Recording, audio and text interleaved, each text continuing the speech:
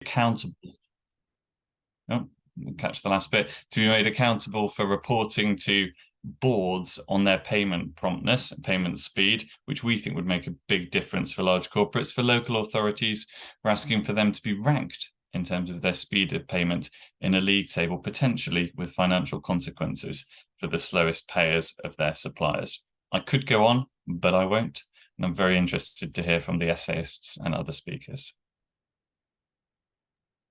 Brilliant, thank you, Paul, and keeping to brief, which is great to see. And I'm sure, yeah, we will bring you in, I think, as we go through the Q&A session later on. And I think the point that you made around late payments is particularly pertinent, and I think other speakers will probably have something to say about that as well. But let me bring in Alice Kinder. Hi, Alice. Alice is one of, actually a colleague of mine at Bexley Beaumont and a fellow lawyer. You can never get too many lawyers in a room, can you? Alice, I think you're going to say a little bit about how SMEs can help to improve social mobility and some of the things that Labour might be able to do, or Labour government might be able to do to help with this. Yes, thank you very much, Hugh. So by way of introduction, I'm Alice Kinder. I am an employment lawyer and a social mobility ambassador based in Birmingham. And my piece was around social mobility and SMEs. Now, in the current climate post-COVID, UK businesses are under more pressure to demonstrate positive value than ever before. And in order to thrive, we know that businesses of all sizes need to remain innovative and creative in their strategies, which they can only do with diversity of thought.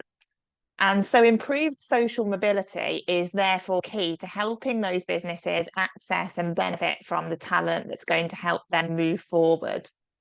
Now, by their nature and their number, Paul gave us some of the statistics. SMEs will often be embedded in local communities in a way that their larger counterparts are not. Now, small business owners may have accumulated vast amounts of local knowledge and have powerful networks. And all of this can assist with providing opportunity, particularly in areas where social mobility levels are low. And the Social Mobility Commission, you may have seen, has published a map of particular cold spots. But to make the greatest difference in this area, it is important that SMEs have a seat at the table and understand how and why they can contribute to the overall solution. Now, as Paul said, and the same applies in respect of employment, diversity and inclusion policies, there is a risk that if all businesses of all sizes do not have a seat at the table, policy will be influenced by the largest organisations with the loudest voices. Now, the Social Mobility Commission, which is an organisation set up by the government to address social mobility, has an employer advisory group which is dominated by major companies and professional services consultancies. Small businesses at the moment are not contributing to that discussion. And more needs to be done to enable that voice to be heard in order to support with opportunities across the country and particularly in deprived areas. And the position isn't helped by the fact that the Equality Act, to which many employers look when forming diversity and inclusion policies, doesn't at the moment feature socioeconomic background as a protected characteristic. And in my view, that is a key thing that a Labour government, a future Labour government, could do to help level the playing field, to help businesses of all sizes understand their obligations and to give them the tools and the prompt that they need in order to drive change. So I'm conscious of time and that we've got many other speakers, but looking forward to a further discussion. Brilliant, thank you, Alice. And everyone's keeping very well to time so far, which is fantastic. Let me bring in next Matt Illich. I mentioned in my introduction that Matt is our most recent contributor, having written an excellent essay this week, and I'd encourage you to read it either on the Progressive Britain or Labour Renaissance websites. Matt has started up a very exciting new business all about trying to encourage people to go into the green economy and to skill up. And Matt, you might say a little bit about that, but I'm sure you also want to say a little bit more about what Labour can do to help SMEs in the green economy as well. Over to you, Matt. Thanks so much, Hugh. Real pleasure to be here. And I feel like a massive imposter, but I guess I qualify at least on being a small business owner. And it's been one of the most exhilarating sort of years. But as Hugh has said, I'm Matt, I'm co-founder and CEO of Greenworks, and our mission is to get 10 million people into green jobs in the next 10 years. So we're focused on building that net zero workforce. And the brief essay focuses on the marriage of industrial strategy with net zero and small to mid-sized businesses. And as a bit of context, the premise is that nations that successfully marry the demands of economic growth, domestic productivity, and global competitiveness with the goals of net zero are going to be the ones that prosper over the coming decades.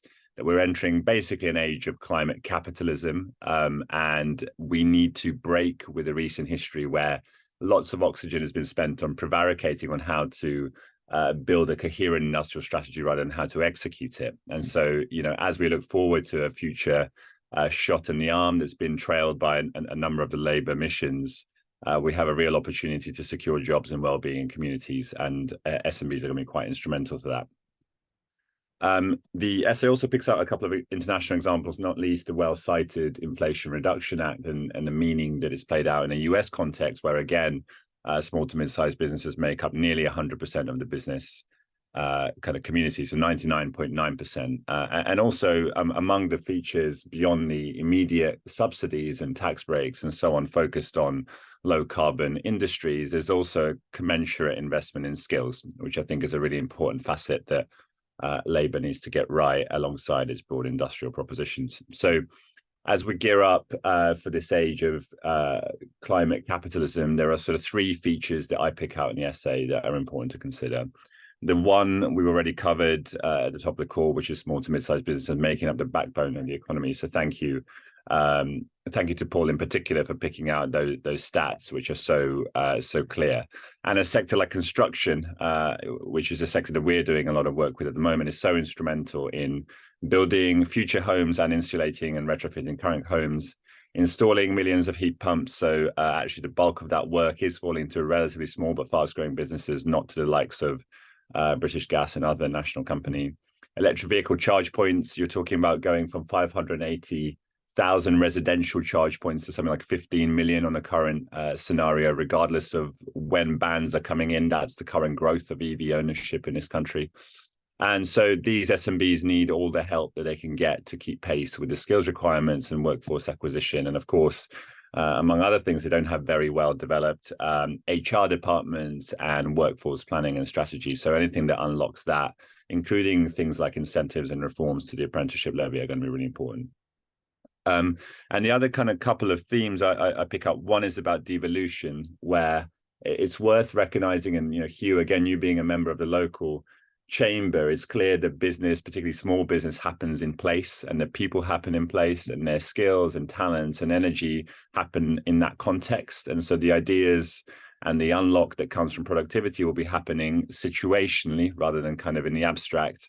And this is, I think, the real kind of central premise of this exercise that we're all a part of, which is the bottom up and middle out is about recognizing that businesses exist in that context and need to be supported through devolution, including how those incentives work on areas, be that combined authority areas or smaller, and indeed how skills and other kind of parameters play out in the same space. And finally, and importantly, unblinking ambition. I think it's one thing taking policies into manifesto. It's another thing then sticking through that, especially in the face of challenge and opposition and external distraction. And so it's worth continuously remembering that we're here in a global race where spending time writing strategies and navel gazing is not going to be helpful. And so I think more than anything, in the context of engaging the small business sectors in this, is also going to be just not blinking from the ambition that's been set out on paper, because we're in that race to net zero. So that's the premise of the paper, and I've been delighted to contribute and look forward to discussion. Brilliant, thanks, Matt. And I think the final call to action, no more navel gazing, is particularly pertinent in light of some things we've heard in the last few days. Charlotte, I should have said at the start that Charlotte Holloway is running a little late, but will join us. So I'm going to sort of skip to the next speaker, which is David Stalibras. David and I suppose, we both have lived in a world of large corporate regulatory businesses, haven't we, David? Me as a former competition lawyer, and you as a consultant at Fingleton. But I guess there is another challenge here, which you've very graciously taken up, which is to think about how we can look at regulatory reform that can help SMEs. So I'll hand over to you, David. Yeah, thanks, Hugh. Yeah, so I'm from Fingleton. We're like a regulatory advice shop. And our idea is that businesses and regulations are both good things, but often they don't really talk to each other in the same language or even understand each other. And then you get bad regulation, which is in no one's interest. And I think this focus on SMEs is particularly important. I mean, in the regulatory world, yeah, you're right. There's a lot of discussion about kind of big firms.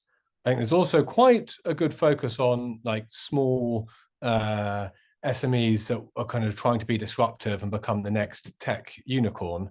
But there's a big gap in between of like important firms that are part of their communities and want to grow, but are maybe being left out of the debate a little bit.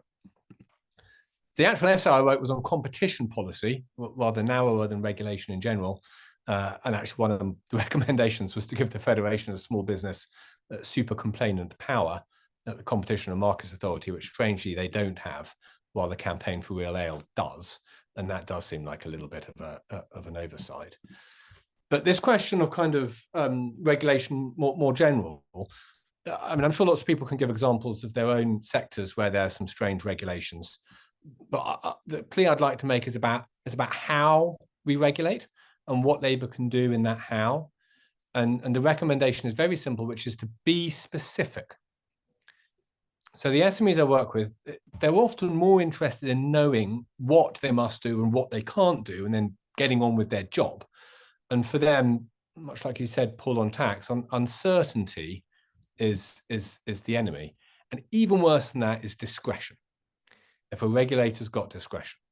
Because if a regulator's got discretion, large firms are able to engage with them and get that discretion kind of shaded in their direction, where small firms are just a taker. And that puts them at a competitive disadvantage by design. And we should be trying to avoid that design. And it's a very real risk, because there's been a movement in most regulatory spaces towards what's called principles-based outcome regulation, where rather than saying what firms can and can't do, you have some principles about the outcome. And like the poster child for that is probably in financial services, where just about a year ago, they introduced a consumer duty, which said firms must make sure consumers get a good outcome. I mean, that sounds great, right? Like we all want consumers to get a good outcome, but for a small firm, really, really hard to know how to process that. And it puts you at that disadvantage.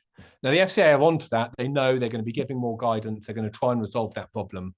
But as a matter of design, I'd say that was pretty poor regulation.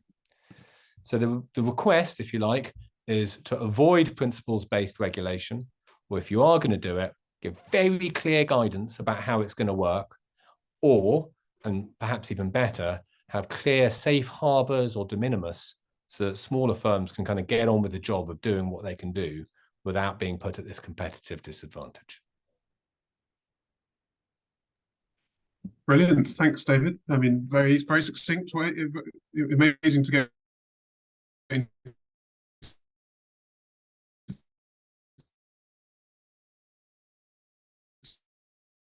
through.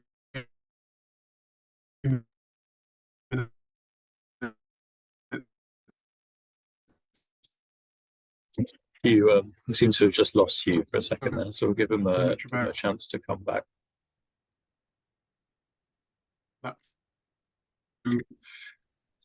Certainly from but You cut out for a bit there. Just give him a chance to recover his internet. if I'm back.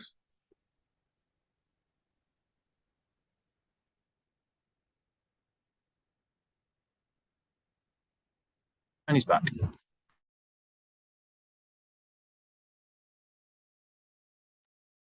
Are you back?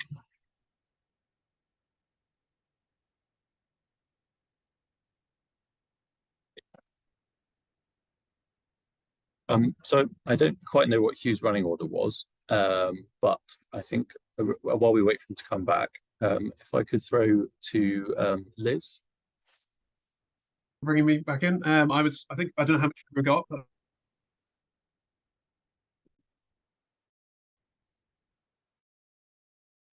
shall I have my go and then we'll wait for Hugh to come back? Okay, so yeah, I'm Liz Hind. I was invited to do this because I'm Vice Chair of Labour Business. So if you're a Labour Party member and not already a member of Labour Business, do come and join us, because we'll be doing some work on some of the issues that have been raised here. But I also was invited because of the work that I did, particularly during COVID, when I was a pub tenant. And I remember having meetings with my euphemistically called business development manager, who basically asked us how much we were getting in grants and then setting my rent at exactly that amount of money, funnily enough.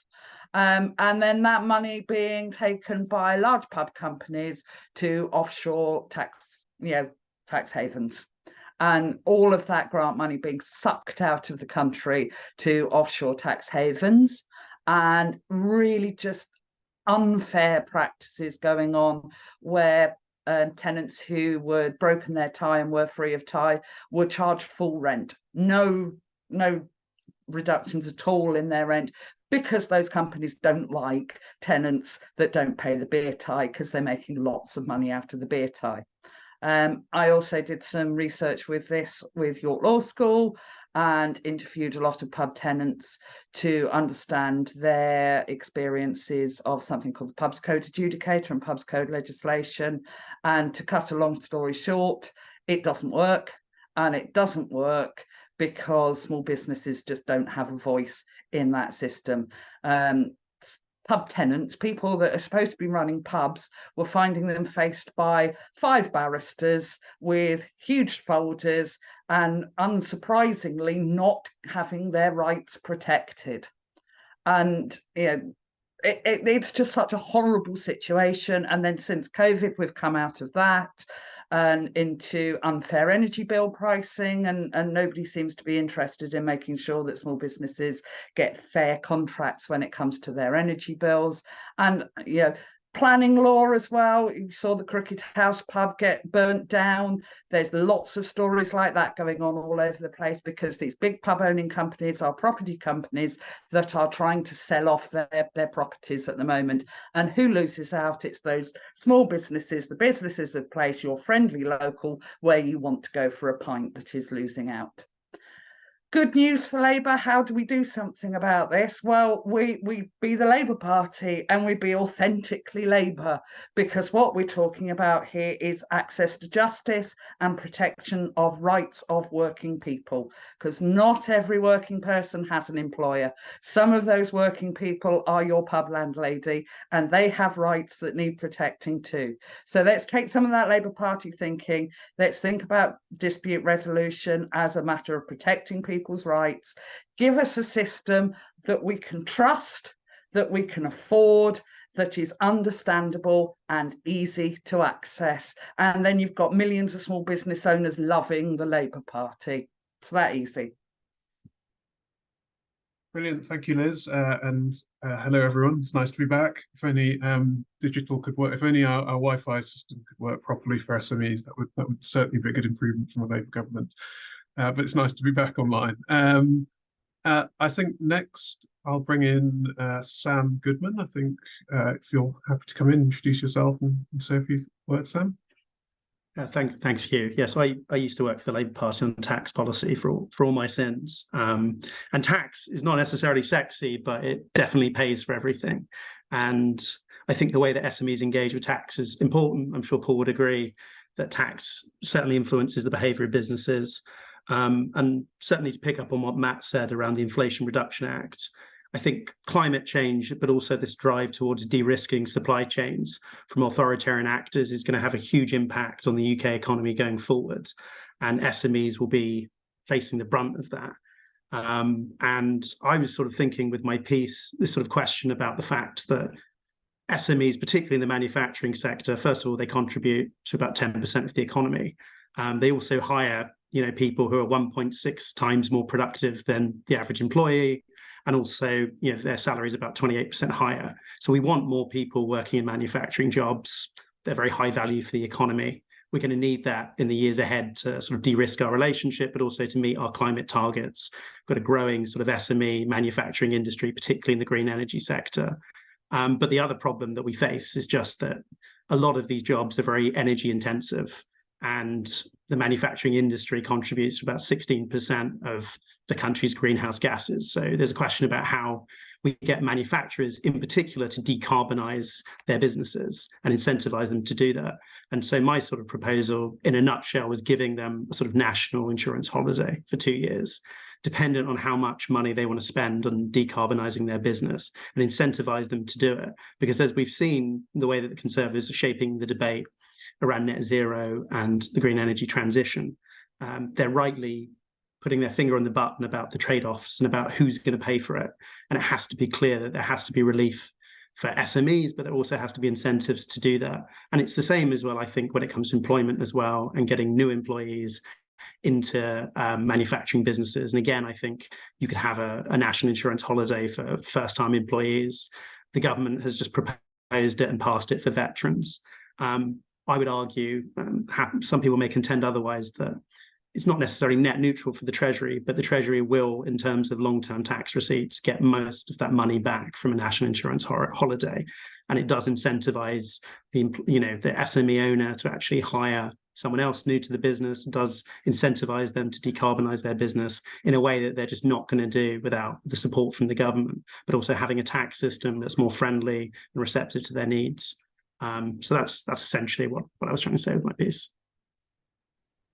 Brilliant, thanks, Sam. And I know we had couldn't join us today, but CF Miller has also written some stuff for us on tax reform. I think his idea was particularly around perhaps tiered corporation tax that mirror income tax in terms of being tiered for smaller businesses relative to larger businesses. So Charlotte hasn't yet joined us, but we've got one final panel member, and then we'll open to questions, and that's Sam Alvis. Can I bring you in?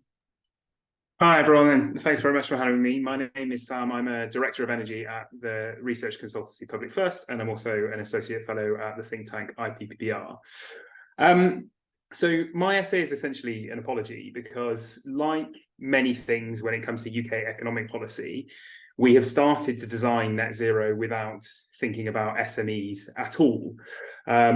And when we do think about SMEs, we only seem to think about them in terms of managing a change and minimizing costs, rather than SMEs being central to driving forward that change. So when we think about net zero, we think about UK carbon emissions. Actually, SMEs are responsible for about a third of UK emissions. That's a reasonable amount. But we know that about half of SMEs don't yet have a transition plan to see how their business will thrive and function in a net zero world. And that's not really good enough. And part of the reason is that actually working out how your business is going to run in the net zero world is complicated. You have both the direct emissions from your business, from your workers, from your customers, but then also up and down your supply chain. SMEs just don't have the in-house capabilities, the in-house resources, the time, the money to be able to look at that and to do that. And we know that from other sectors that actually SMEs can be really impactful when we go beyond cost reduction. So just think about how well we've done in fintech recently in the UK, the role of challenger banks in disrupting initial sectors. We need that in the green sector, not just for green financial products, but can we find SMEs that can install and manufacture heat pumps cheaper than currently, for example? The biggest barrier to that for SMEs is their access to finance. So for a start, there is less provision of finance for SMEs, but also because of that lack of resource internally, and potentially that lack of expertise, they are less likely to seek it. The debt burden of SMEs post-COVID is huge, and that is a further thing putting them off accessing any more finance. What a Labour government really needs to focus on, and this is the crux of economic problems, not just the green transition, is how to improve access to business finance and therefore improve business investment. So whether that is putting your business on a more sustainable footing that will reduce your energy bills, or whether it is installing the capital technologies or taking the time to redevelop your business plan so that you are going to be selling green products or things like that. So we need to think not just about the access to finance, providing those streams. In my piece, I talk a little bit about some Bank of England schemes that you could use potentially to do this, but it's also about providing that auxiliary function to SMEs to talk them through developing their transition plan. So Labour should be looking at things like the UK Infrastructure Bank, the British Business Bank, how that folds together in its National Wealth Fund, to say, actually, you guys have got this expertise in business planning, business development, go out and help the SMEs who you think are going to be relevant to delivering a net zero world. So, I mean, the essence of the piece and where I want to finish is that really policymakers, both like a mea culpa from myself and from others in the sector, have not paid enough attention to how SMEs can help with this issue and also drive emissions reductions. But there is a lot of potential. And as we've seen through various iterations of innovation over the years, that actually SMEs have been the ones that have driven it. Brilliant, thanks, Sam. So I think we're through our panel and lots of different things there. I've seen a couple of questions coming in. So shall we start by asking those, and then hopefully more will come in. So I think one question from Stephen Kinnock. Hi, Stephen. Great that you could join us this evening. So how should we reform business rates? And then also a question largely for you, Sam, but I'm sure others, Matt and some others might also have some thoughts on this, is what more should the next Labour government be doing around getting SME access to green skills? So I suppose, who wants to take the business rates question? David or Sam maybe? Or Paul maybe actually as well. I can from the FSB perspective. Kick off with the FSB perspective, but I'd be keen to hear other views because it's not an easy question, this one. I mean, the simple and immediate answer the FSB would give would be that you can lift 250,000 small firms out of the rate system straight away, and therefore free them up in terms of the investment decisions that they take if you increase small business rates relief up to 25,000. Now, that's not a fundamental reform of business rates. And the problem with business rates is it's a tax that it hits before you've made a pound in revenue or a pound in profit.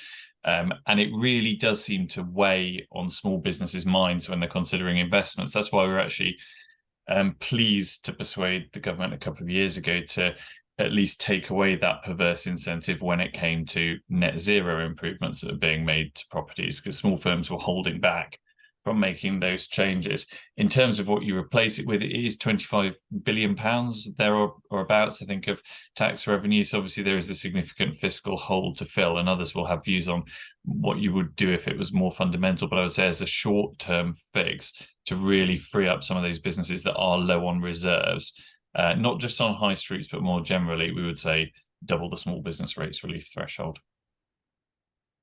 Great, thanks, Paul. Anyone else on business rates? If I could come in. I thought you might have something to say. I mean, business rates are a really sore point within the pub industry because it's one of the industries where your rates are calculated by fair maintainable trade. So business rates is not meant to be a profit tax. However, if you're running a pub, it just is, because somebody looks at how much your pub has made over the last 10 years and then basically business rates on that. So if you're running a pub, it is a profit tax. And I think I'd agree with Paul. There are some suggestions floating around which are short-term fixes. Although, there are plenty of businesses that are already getting small business rates relief and are already in that system. So, how do we help them? I was one of them. So, how do we help them? So while there are short-term fixes that a Labour government could bring in straight away, I think we need to have a fundamental conversation with how we want to tax our businesses. Do we want a business rate which is about ability to pay and that principle of taxation, or do we want a business taxation system which is about your impact on infrastructure and how often you need local services, because it's supposed to be a local taxation for those local services. And I think that's a really fundamental question that we need to have, because with digital businesses you can't do it by size of property anymore. That link between profitability of your business and size of profit and profitability has completely vanished now. So we've got to have that fundamental conversation, which may be one for the Labour government to have once it's in government and has got hold of the reins. And yes, I would love to be part of a Labour Party think tank that starts unpicking some of these fundamental issues. Great, thank you, Liz. And yes, I mean, it's a shame Siaf's not here, but yeah, I think we also had in his essay there are also some, as I say, some thoughts around this, and I think that is a very good idea about having, if the Labour Party are up for it, I think having a much deeper dive into this question of tax, particularly business tax. Just to broaden it out to the other question around skills, because we've also had another question on skills. How can Labour make sure the SME voice is heard?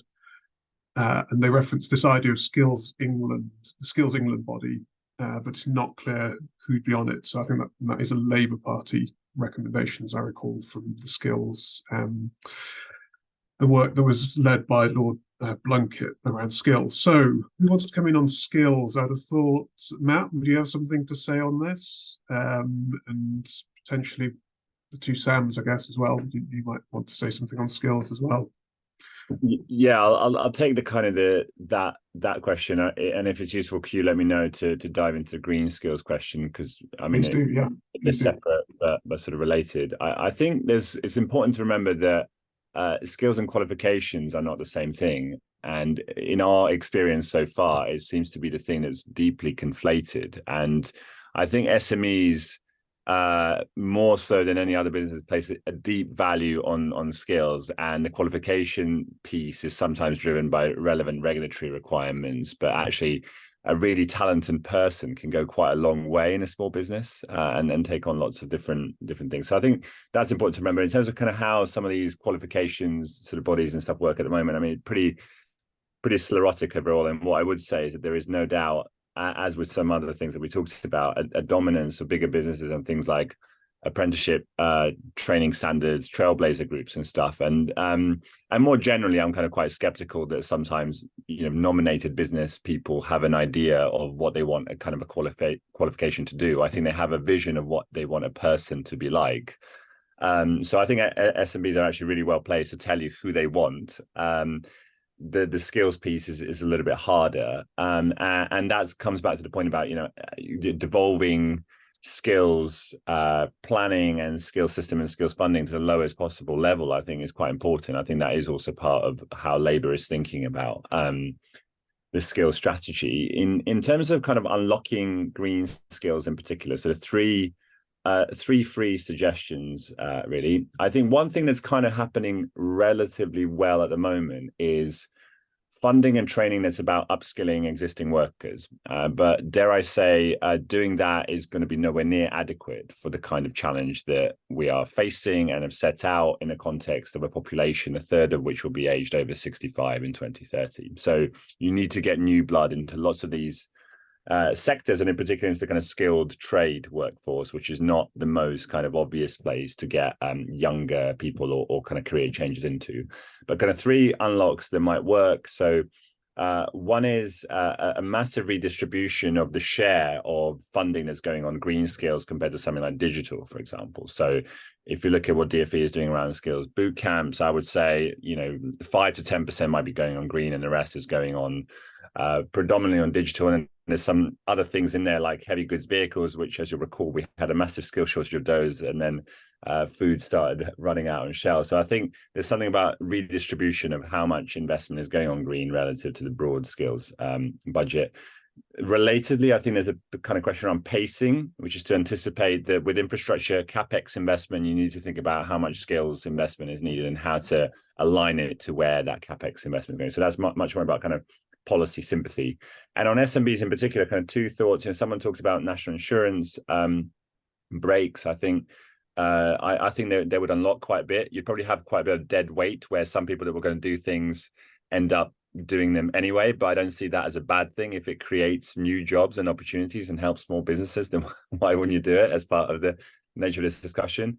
And a thing that I had in a longer version of the essay and then had to scratch it out because the word count is on apprenticeship levy reform. I mean, this is something that's kind of been in the air pretty much since the current kind of idea of a levy system was created by I think the Finance Act of 2016, and essentially I think it's not even a legal change. This is a change in the rules that the Department for Education can instill, and I would say you could mirror what's been done with what's been proposed on kind of national insurance tax breaks, where you allow people to use a proportion of their apprenticeship levy on, say, 6 to 12 month wages for new entrants, so younger people or other kind of particular groups that you want to encourage. And generally, small to mid-sized business really don't like the idea of a levy. They find it bureaucratic and burdensome. So again, if there was a way of unlocking that with that red tape piece with the Education Skills Funding Agency, but certainly I think if there was a means by which, you know, some of the initial kind of fear of taking on people permanently, then that could go quite a long way on green jobs, which, as I said, broadly fall on some of these construction, utilities, transportation kind of businesses, the majority of which are small to mid-sized businesses and trade roles. Fantastic. Right. So 3 very clear sets of recommendations, which I think will be very useful, Matt. I'm going to bring in others on this question and on other questions, because I can see both Sam's and I think, Paul, you might want to say something, and David, and even Alice, I want to bring you in. But before we do that, Charlotte's now joined us. So Charlotte, I know you wanted to say something on green skills, and maybe also your 3 minutes on kind of AI and other related tech issues. And Charlotte, maybe if you just introduce yourself as well. I don't know if you want to come on video as well. But, yeah, I do. I really want to come on video. It says that you have permission. Aha, there we go. There we go. Getting there. All right. Hi, everyone. Hi. Apologies for joining late due to firefighting on some things elsewhere. This is a really, really important discussion. I'll touch on the digital skills bit in a second. My own background is I've worked in the tech sector for the last, well, decade in some form or another. I'm on the board of Tech UK, and also, you know, in my sort of political life, I'm a councillor and a former parliamentary candidate. So I think I've always found it really fascinating the way that the sort of 2 worlds of politics and technology collide. And I was greatly encouraged, I think, by the speech that Keir Starmer gave at Future of Britain in July. I don't know how many heard that one, that talked about the sort of potential of artificial intelligence in particular for solving a lot of the UK's problems. Now, I think where the Labour Party really needs to think quite deeply is how, and there's sort of notes of this in some of the bits I've heard so far, is how we stitch together the role of startups and SMEs in this change that is happening. It is now how artificial intelligence is kind of changing. Certainly large corporations will be deploying tools to get more of a handle and more dominance on the market, particularly international ones. So how do we ensure that the UK's small and medium-sized business population are equipped to capitalise on some of those benefits, equipped to have proper conversations with their workers in a way that, you know, always happens differently in the small and medium-sized business population than in large corporates that may or may not be have trade union recognition.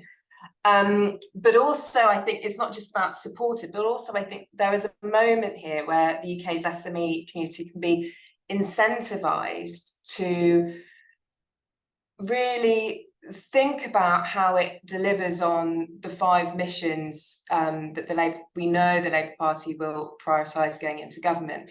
So I think, and in the piece that I will be out with you soon, I think the thing where the Labour Party can really forge together these different bits of, you know, we know with the natural party of business now, we know with the party that seeks to have that vision for the future, and we know that we want to have fair competition and so forth and put British interests first. I think we need to maybe have certain funds or incentives that allow the small business population to tap into AI tools in a way that is geared towards solving or playing a role in solving the missions that have been laid out by the Labour Party. Now, we're sort of seeing notes of this already. So we saw John Ashworth before the reshuffle talking about the role of AI in job centres, for example. We see Bridget Phillipson talking about properly skilling up the next generation in digital skills. And I will come back on Matt's point about digital skills, because I don't think it's either or. I think it's both together, and I think it's how they align. And and we've also seen where Streeting talk about the role of AI in diagnostics. Now, I don't want to see the future of Britain being one that is just dominated, quite frankly, by large American providers of these technologies. And the moment is now to make sure that UK SMEs have their voice and are incentivized. And it's a really difficult time for as all on this call will know well, it's been a really bruising time for the SME population. But we this is where a Labour government should be stepping in to support those networks of businesses, to really understand how they can have a role, to be that next generation of business using AI to solve almost like the market incentive for small businesses. You can play a role in this solution to this problem that the country is facing.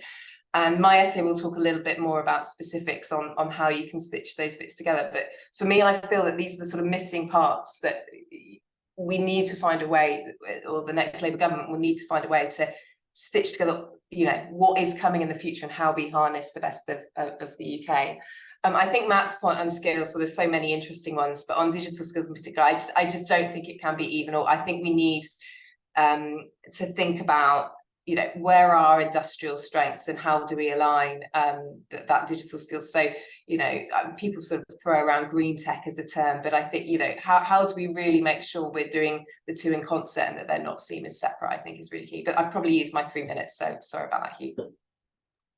No, brilliant. Thank you, Charlotte. And yeah, I think stitching together the digital tech and the green tech is kind of quite important. I think sometimes they're put into silos, which is not that helpful in terms of the real economy and businesses I certainly talk to, clients I have, because these things are meaningless when you're running a company with 50 people that actually cross across all those different things, right? So some points well made. Okay, we're into our sort of last 6 or 7 minutes, and I want everyone to sort of have a go. We've had 1 or 2 more questions, so let me introduce those and then see how we can sort of work on those. So one question similar to the ones we've had, but I think builds on it, is do the panel have any thoughts on the efficacy of net zero support for SMEs? So this aligns to some of the things you were saying, Paul, around, it seems like net zero support is only reaching a tiny proportion of SMEs, less than 1%, apparently, according to some research that's been put into the chat. So I think if anyone's got any points on that, it'd be really useful to know. I've had a question around today's announcements on A-levels.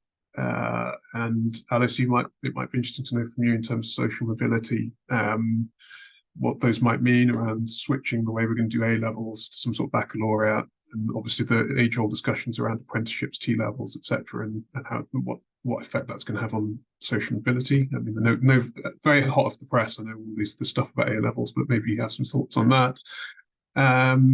Then there's something from Chris Cook around, I don't think that's a question, that's a suggestion, so we'll make sure we pick that up.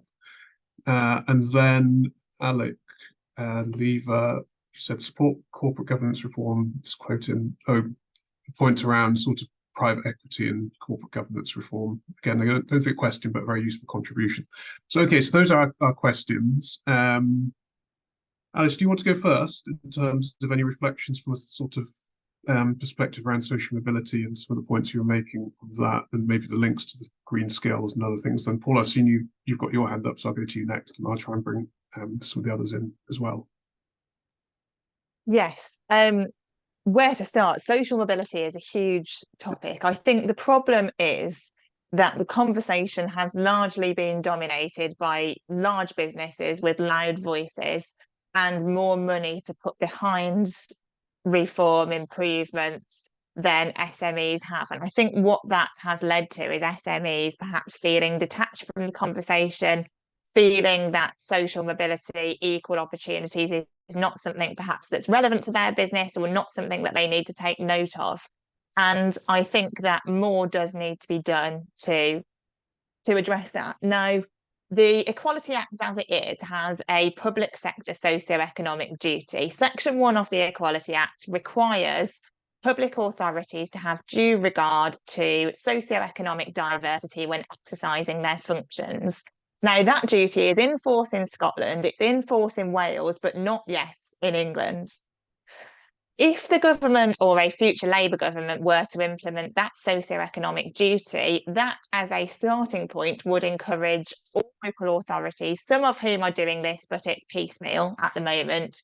It would encourage all local authorities to have appropriate regard to social mobility, to equal opportunities, to the disadvantage that can be created by socioeconomic background, and to invest in skills projects, business projects that may support SMEs to be able to do something about that. I think in respect of education, there needs to be an understanding that education is not a one-size-fits-all approach, that the education system is far from equal at the moment, that the quality of education somebody gets depends so much on where they grow up, the types of schools that are available to them, but most importantly, I think in terms of further education, whether they are able to actually access the facilities that are there. Now, we know that there are a number of social mobility cold spots across the country, which are largely in coastal areas, rural areas where public transport links are not as well established as they are in cities. And it's all very well thinking, well, we're going to reform A-levels or we're going to introduce something new. The problem is if individuals are not even able to access colleges because of public transport links, those types of issues, then any reformed education system is not going to have the impact that it's going to, or that it's intended. And the reality is that I think more needs to be done in terms of business education, that as we've said, and we've touched on this, that particularly in the SME market, makes up a huge chunk of our economy. The focus is around skills. Somebody perhaps who may not have in the traditional schooling system be very skilled and be able to open a business and very well. And what we need to do, I think, in terms of encouraging social mobility is find those routes alongside education and access to education, which support people to develop the skills that they need. And I think that needs to come through additional funding through local government, so enacting the Section 1 socioeconomic duty. And also, I know we've had some discussion around the reform of the apprenticeship levy and whether that becomes a growth and skills levy. I think that the reality is at the moment that these things are, that social mobility, equal opportunities is being dominated by large businesses in the conversation, but more needs to be done, I think, that to transfer some of the taxes, business rates that those organisations are paying into supporting smaller businesses to understand the issue and to be able to do something meaningful about it. Right, I'm conscious of time, so I will let them speak. Brilliant. Thanks, Alice. You've covered a lot in a short period of time. And yes, we've only got a couple more minutes, but I'm going to let a couple more people say some stuff. Paul, do you want to come in since you've had your hand up? Yeah, if that's okay. So just quickly on apprenticeships, I think be very cautious about expanding the apprenticeship levy to apprenticeship and training levy without putting in place a safeguard for small businesses to continue to get a 95% contribution, because there is a risk the money will run out, and that additional safeguard is really important. On net zero, the 1% question, I think you need to find a way to make sure that you use trusted intermediaries and community groups to get information out so that it's not just accessed by the usual suspects who are comfortable using government portals. Also, think about the role that people like accountants can play, who small businesses will talk to once or more a year, because that could bring together a conversation about what logical next steps might be, along with the financing options that are available. Brilliant, thank you. David, any points you want to make? Because I'm mindful we haven't given you a chance to comment.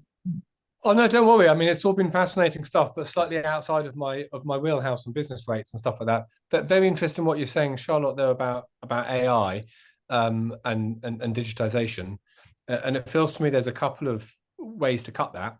One is on just encouraging small businesses to use digital services, to move their back office to the cloud as much as possible. And if they don't, then they're going to lose out on a lot of this. Second thing is kind of coming back to the drum that I bang on, making things clear. I mean, the regulatory world around AI is incredibly unclear, and it's quite hard to see how the government can move, or the Labour government can move super quickly to do that. Query whether there's something they can do to indemnify risk or to de-risk SME use. So you'll see that Microsoft has a deal which says that if you use our AI products, we will cover you for any legal costs that are brought against you because of things like intellectual property concerns. Obviously, a small business can't do that. Is that the kind of thing that the government could do to de-risk that kind of SME growth? Query for discussion.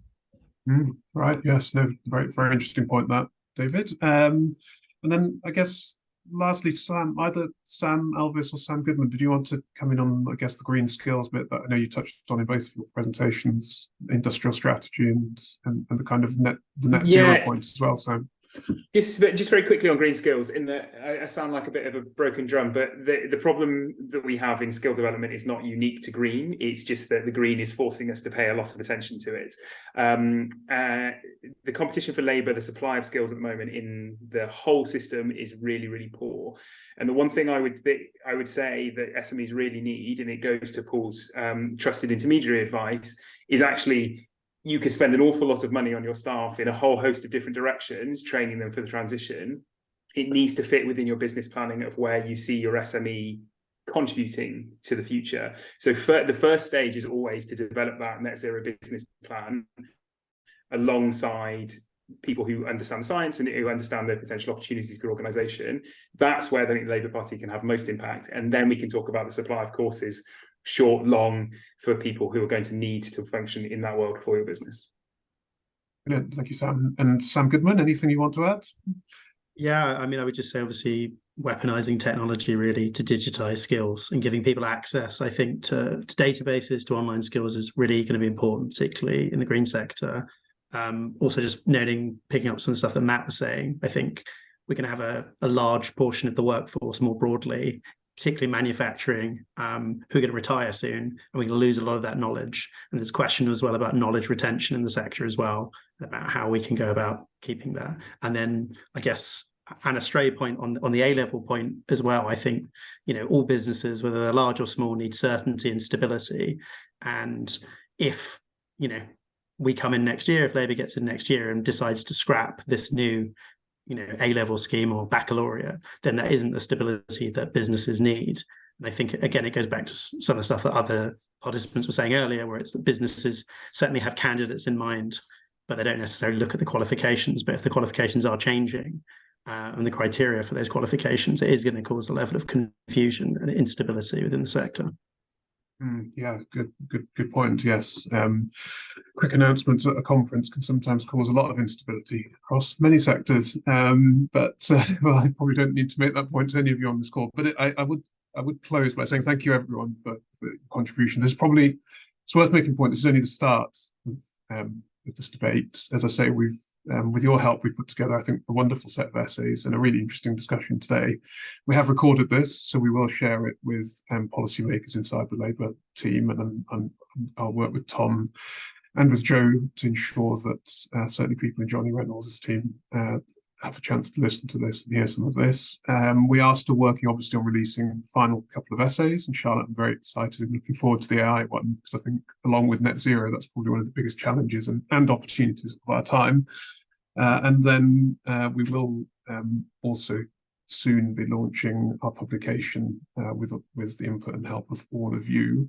Thank you for all of the questions. I can see Chris Cook's coming with a couple more questions, one for me, which I'll take offline, around cooperatives and capital. Chris, you've always got very challenging things in terms of reform of the financial sector, which I look forward to discussing with you. And thank you to everyone for joining and asking so many questions. As I say, this is just the start of the debate. We are looking forward to organising something, hopefully in person, later in the year or early next year. The final thing I'd also say is thank you all of you for contributing to such a great debate. I think after some of the debates we've heard this week, it's nice to hear a more rounded and hopeful and really quite promising set of contributions that can help to really grow our economy and our SMEs and our local communities and local businesses. So thank you, everyone. I'll let you get on with the rest of your evening. I'll see some of you at Labour Party conference, no doubt, next week, and look forward to being in touch with all of you very soon. Thank you and good evening. Bye. Thank you.